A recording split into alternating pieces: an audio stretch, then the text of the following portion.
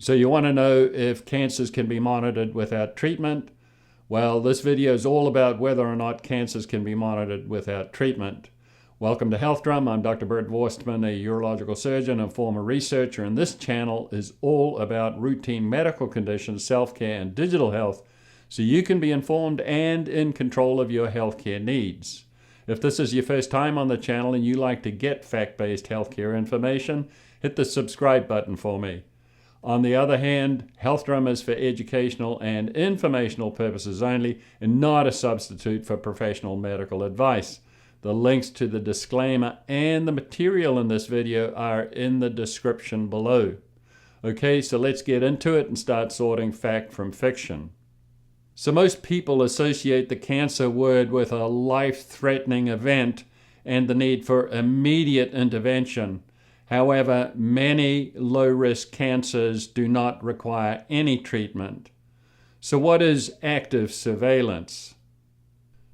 So active surveillance is a monitoring program for some low-risk, slow-growing cancers to avoid or delay invasive treatment and instead undergo regular evaluations and tests to assess the possibility of cancer progress. With active surveillance, patients forego immediate treatment and instead undergo monitoring because many of these low-risk cancers don't seem to progress and many treatments have potentially significant complications. So what are the advantages of active surveillance for low-risk cancers? So the advantages of active surveillance for low-risk cancers are that many low-risk cancers are not destined to grow and spread, and patients may not get benefit from aggressive treatment. The goal of active surveillance is to monitor and identify changes in cancer behavior and to avoid unnecessary or over-treatment. As well, you avoid all the possible treatment complications and have a better quality of life, as many treatments are worse than the disease itself. And active surveillance monitoring still allows timely treatment if needed. So what are the disadvantages of active surveillance for low-risk cancers?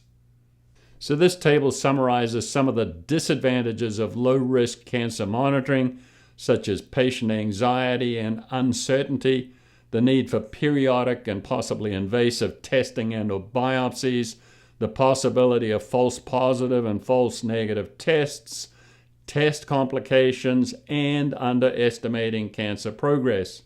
As well, there can be difficulties in determining when to transition from active surveillance to a definitive treatment. So what is a low-risk or low-grade cancer? So low-risk, low-grade cancers are only slightly abnormal compared to normal cells. They are slow-growing, unlikely to spread, and generally have a good prognosis. As well, many may not need treatment. These types of cancers act less aggressively and appear less cancerous. Importantly, when you get a cancer diagnosis, you should get a second opinion on the biopsy findings and discuss the various treatment options as well as active surveillance with your doctor. So what are examples of low-risk cancers? So this screenshot shows you some examples of slow-growing, low-risk, low-grade cancers. Basal cell and squamous cell skin cancers. These common skin cancers grow very slowly and rarely spread. Papillary thyroid cancer is another. This is the most common type of thyroid cancer and often grows very slowly so that some patients may never require treatment.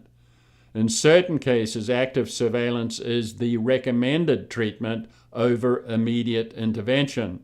Some forms of breast cancer, such as low-grade duct carcinomas, grow slowly and may not impact overall survival. Chronic lymphatic leukemia, this is a cancer of the white blood cells and can remain stable for many years without treatment. And most prostate cancers grow very slowly and most are outlived. As well, there are a few other low-risk cancers, but it's important that you do your homework on every diagnosis and discuss all treatment options with your doctor. But is active surveillance monitoring used on all low-risk cancers? So not all low-risk, slow-growing cancers are monitored or go on an active surveillance program. It depends on the type of low-risk cancer, the reliability of the monitoring tests, whether or not treatments are easy or involved, and what the potential is for significant treatment complications, and what is the success rate of active surveillance for a particular type of low-risk cancer. Clearly, although skin cancer can be easily monitored, they can also easily be treated with a low risk of complications. So commonly, low-risk basal cell and squamous cell cancers are not monitored, but treated as the treatments are easy and without significant complications. But for other low-risk cancers, the decision to monitor versus treatment may be more difficult. So let's now take a look at low-risk prostate cancer. And active surveillance came about here because most of these cancers are outlived and the treatments were usually worse than the disease itself. So prostate cancer is an extremely common disease in the aging male. Most prostate cancers are outlived because many grow very slowly. However, although many prostate cancers grow slowly, not all cancers are equal because at one end of the spectrum, we have some 10 to 15% of high-grade, high-risk, potentially deadly prostate cancers, whereas at the other end of the spectrum, the Gleason 6 is a false or pseudo-cancer. Again, always consider a second opinion concerning your biopsy results. I also have other videos about prostate cancer on the channel. So what is considered a low-risk or low-grade prostate cancer? Low-risk prostate cancer tends to have a very sluggish growth rates, and most of these cancers are outlived. Many of these cancers have a cell division time of about 475 plus or minus 56 days, so that it can take 40 years for the growth to reach 1 centimeter in size from the time of mutation. The Gleason 3+4 is considered a low intermediate risk cancer, whereas the Gleason 3+3 = 6 is actually a false or bogus cancer. So why is the Gleason 6 labeled as a cancer but fails to behave as a cancer? So the Gleason 6 was originally thought to be a low-risk, low-grade prostate cancer purely on the basis of low-power microscopic appearances. As well, it was found to have some minor molecular alterations and some ability for perineural invasion, which is where cells can invade the nerve fiber spaces within the prostate. However, these findings do not determine whether the Gleason 6 behaves as a cancer or not. So what actually determines whether the Gleason 6 is a cancer or not? So the biological pathways of the grade 3 cell in the Gleason 6 determines whether it can behave as cancerous or not. Now for the grade 3, the biological pathways for cancer development and for cancer spread are both inactive. Therefore, the grade 3 cell in the Gleason 6 is not a cancer. So what is active surveillance for low-risk prostate cancer? What's actually involved here?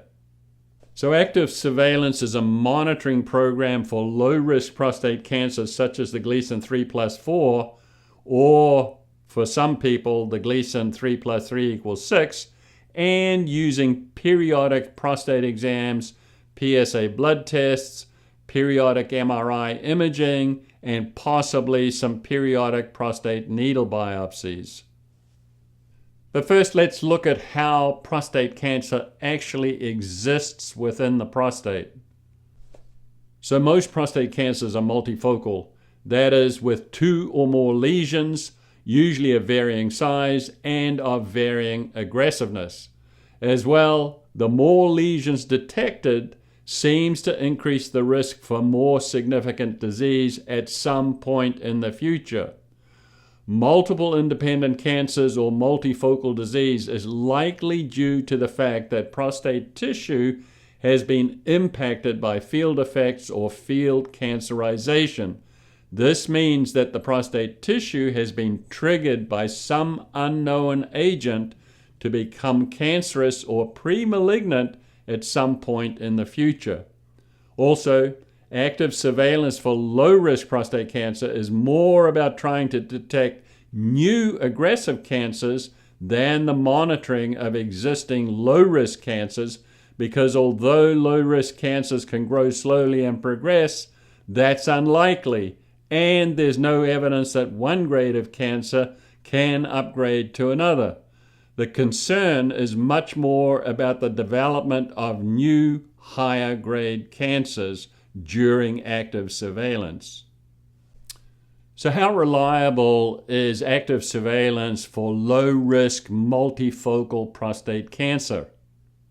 First, the prostate exam is highly unreliable because most low-risk cancers grow extremely slowly with a cell division time of 475 plus or minus 56 days, so that it can take 40 years or more for the growth to reach 1 centimeter in size from mutation, and it is highly unlikely that 6 to 12 month prostate exams will detect any changes.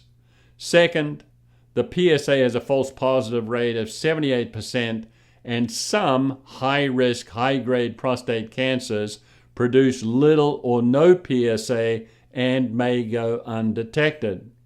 Third, the MRI is associated with false negatives, and a high-risk lesion needs to be at least 5 millimeters in diameter before being detectable and or able to be targeted for biopsy.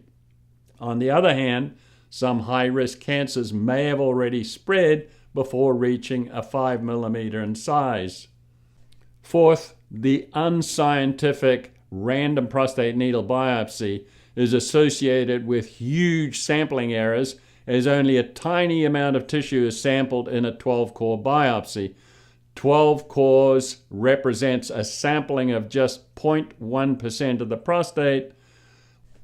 As well, pathologists can make errors by under-reading or over-reading the biopsy and making incorrect diagnoses.